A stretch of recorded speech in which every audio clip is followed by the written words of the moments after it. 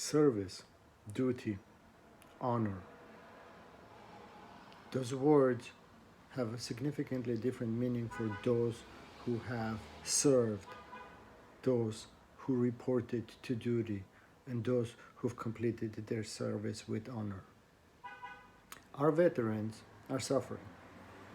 It is not an exaggeration as we look at the rising rate of the suicides, rising rate of the homelessness, that the findings indicate that 1 in 10 of the homeless people is a veteran, that over 50% of those veterans who are homeless are disabled, and that almost 3/4 of them have mental health issues.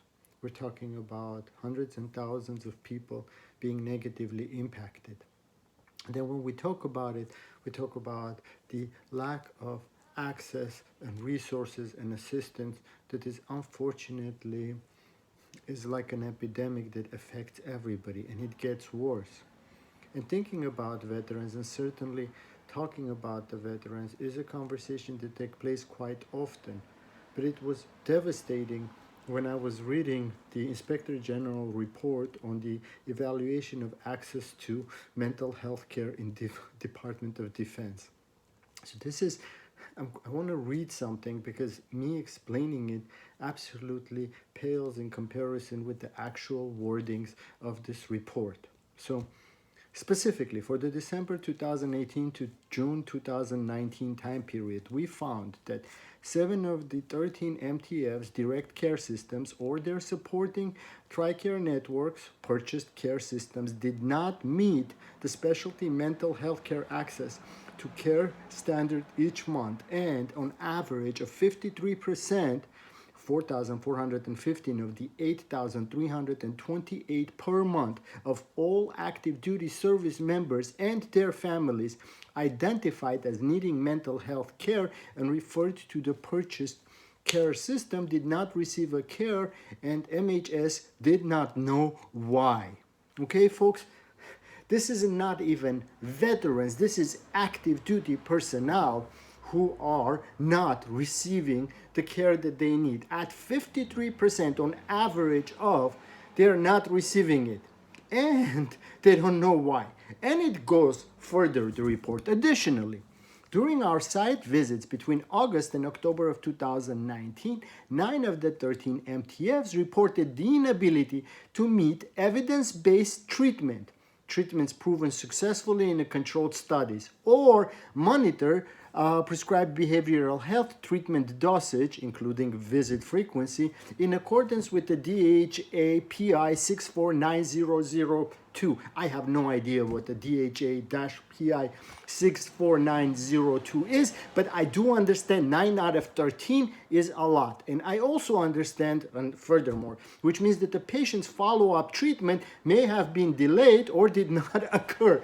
And this is for those who are currently serving our country and or their families.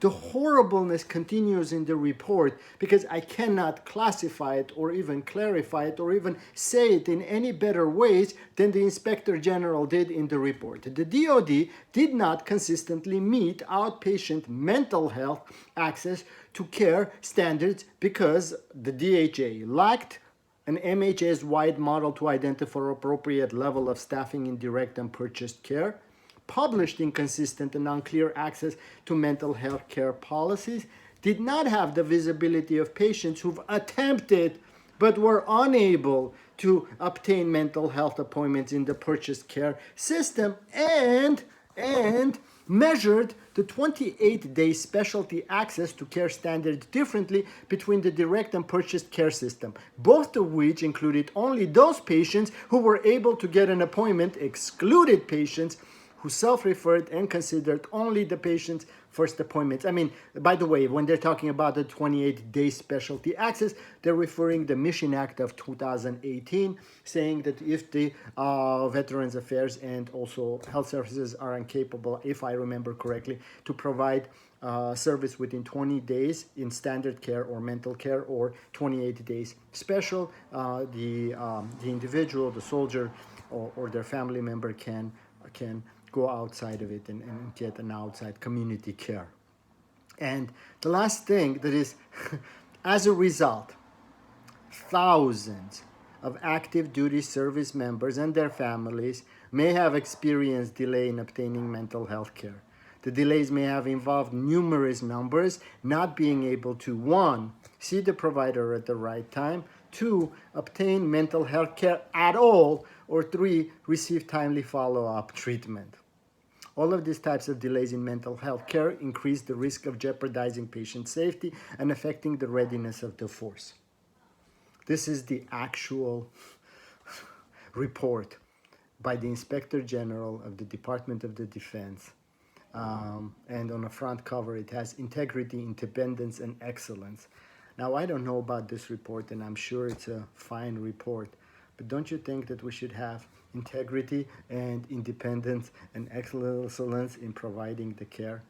And I know I was speaking about the veteran affairs, and this is talking about, the report was from the active, but I think if this is how we're treating our current active soldiers, what do you think is happening to those who are engaged or who are our veterans? No wonder we have lost in the last 10 years over 60,000 service people to suicide. 60,000 people. That's more people lost to suicide than Vietnam War, Afghanistan War, and Iraq War combined. And if we were to add just the period between 2004 and 2017 or 2015, that's 79,000 people, more than 79,000 people, which means the numbers are staggering, and it's scary, and it's terrifying, and the services and the care for those who are in service now and those who are to become veterans